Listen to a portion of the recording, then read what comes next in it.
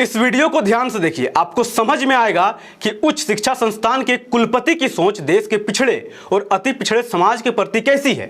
यह है प्रोफेसर शांति श्री धूलीपुड़ी पंडित, जेएनयू यानी जवाहरलाल नेहरू विश्वविद्यालय की कुलपति है। अपने एक इंटरव्यू में यह कहती है कि दलित समाज विक्टिमहुड यानी पीड़ित मानसिकता से ग्रस्त है। आगे ये भी कहती है कि आप यानी इस देश के पिछड़े समाज स्थायी रूप से पीड़ित बनकर या विक्टिम कार्ड खेलकर तरक्की नहीं कर सकते। यानी देश में पिछड़ों के साथ जो अन्याय हो रहा है वो आंकड़े इनको नहीं दिखते। इनके मुताबिक देश के पिछड़े समाज ये मान लिए हैं कि हम पीड़ित हैं और पीड़ित रहने में उनको मजा आता है। और इस मोहतरमा के मुताबिक यही वो वजह है जिससे देश का पिछड़ा वर्ग तरक्की नहीं कर पा रहे हैं। हालांकि इनकी इस मानसिकता का काफ़ी आलोचना हो रहा है और लोग इनके खिलाफ लिख और बोल रहे हैं। कई लोग कुलपति पद से इस्तीफे की मांग भी कर रहे हैं। जोहार, जय भीम, जय फुले, जय बिरसा, जय साहू, जय पेरियार, जय संविधान। अगर कोई पूछे कि आज देश में पिछड़े और अति पिछड़े वर्ग की स्थिति कैसी है तो उनको जवाब देने से पहले हाल ही में हुई कुछ घटनाओं के बारे में आपको पता होना चाहिए। सुप्रीम कोर्ट के अंदर एक चीफ जस्टिस के ऊपर जूता फेंकने की कोशिश की जाती है। जूता फेंकने वाले राकेश किशोर को इतनी हिम्मत कहां से आई, क्योंकि सीजेआई होते हुए भी बीआर गवई उसी समाज से आते हैं जो आज भी सामाजिक पिछड़ेपन का शिकार है। आईपीएस वाई पूरन कुमार जातिगत भेदभाव से परेशान होकर अपने आवास में जान दे दी। कथित सुसाइड नोट के मुताबिक पूरन कुमार ने पेशेवर यात्रा, ट्रांसफर, करियर और जाति के बारे में बार बार शिकायतें दर्ज की थी। यानी एक देश का सीजेआई हो या अधिकारी, सामाजिक पिछड़ेपन का असर हर जगह फर्क डालता है। अब थोड़ा लेवल को ऊपर उठाते हैं। देश के पूर्व राष्ट्रपति रहे रामनाथ कोविंद और वर्तमान में देश की राष्ट्रपति द्रौपदी मुर्मू, इन दोनों को राष्ट्रपति रहते हुए भी जातिगत भेदभाव का सामना करना पड़ा।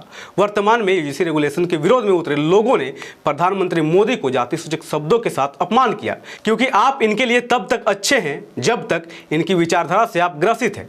थोड़ा सा इधर उधर हुए ये लोग आपको आपकी जाति से आपकी तुलना कर ही देंगे।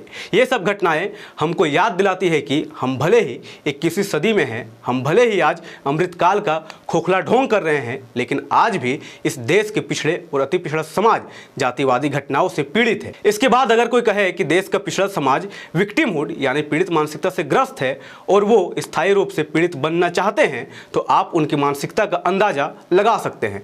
जवाहरलाल नेहरू विश्वविद्यालय की कुलपति एक इंटरव्यू देती है जिसमें सामाजिक न्याय, पहचान आधारित राजनीति और विश्वविद्यालय अनुदान आयोग यूजीसी के नए नियमों पर अपने विचार रख रही थी। और वायरल वीडियो इसी इंटरव्यू का एक अंश है जिसमें वे कहती है कि किसी भी समाज या समुदाय के लिए लगातार स्वयं को पीड़ित मानते रहना प्रगति में बाधा बन सकता है।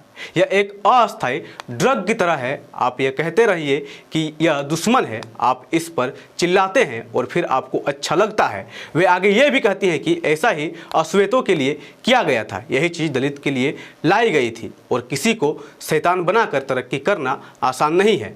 जब किसी समूह को बार बार यह बताया जाता है कि उसकी समस्याओं का कारण कोई दुश्मन है तो यह सोच लंबे समय तक समाधान नहीं दे सकती। आप वो क्लिप देखिए।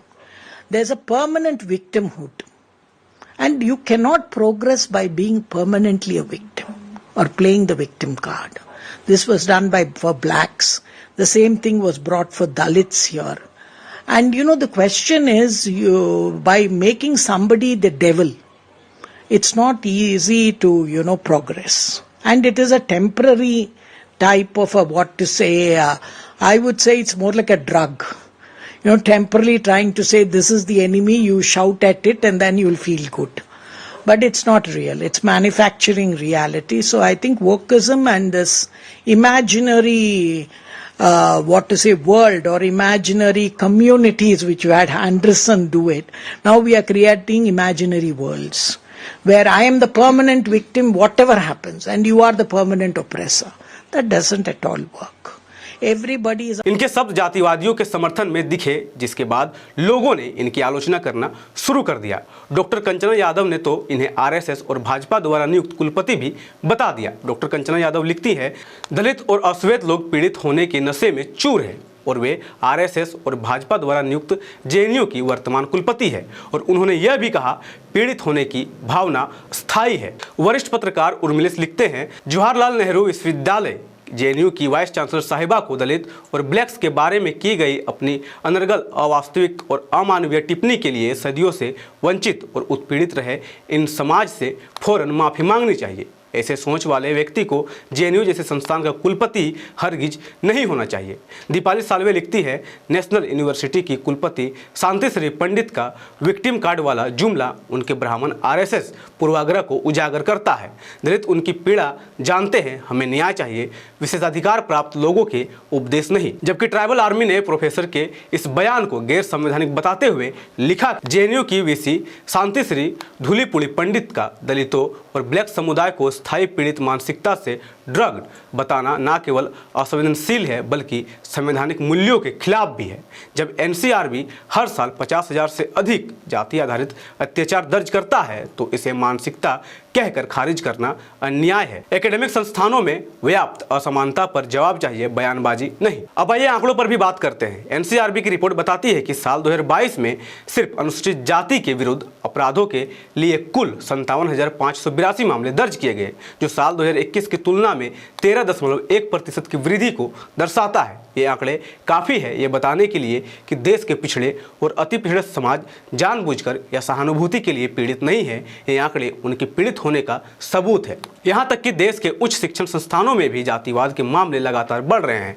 यूजीसी की एक रिपोर्ट बताती है कि पिछले 5 सालों में देश के उच्च शिक्षण संस्थानों में जातिवाद के मामले 118% बढ़े हैं। खुद जेएनयू में अक्सर समय समय पर जातिवाद और भेदभाव के आरोप लगते रहे हैं, जो अक्सर छात्र राजनीति, फैकल्टी नियुक्तियों और आरक्षण नीति जैसे मुद्दों से जुड़े होते हैं।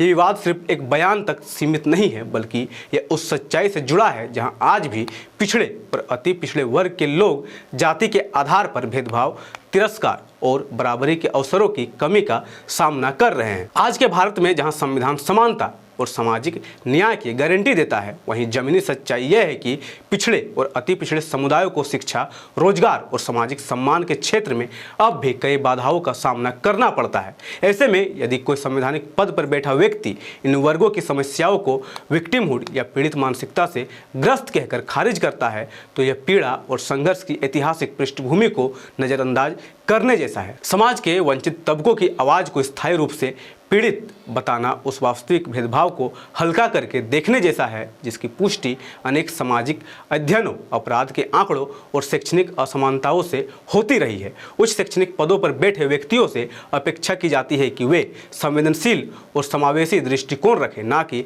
ऐसी भाषा का प्रयोग करें जिससे पीड़ित समुदायों की तकलीफ को ही संदेह के घेरे में रखा जाए। इस पर आपकी राय क्या है, नीचे कमेंट करें और इस वीडियो को शेयर करें ताकि दूसरों को भी यह समझ में आए कि मूल निवासी बहुजन समाज विक्टिमहुड यानी पीड़ित मानसिकता से ग्रस्त नहीं है बल्कि इस खोखले अमृत काल में जातिवादी घटनाओं से किस हद तक पीड़ित है। धन्यवाद। जय संविधान, जय लोकतंत्र, जय भीम, जय मूल निवासी। MNT न्यूज नेटवर्क को सब्सक्राइब करें, लाइक और फॉलो करना ना भूलें।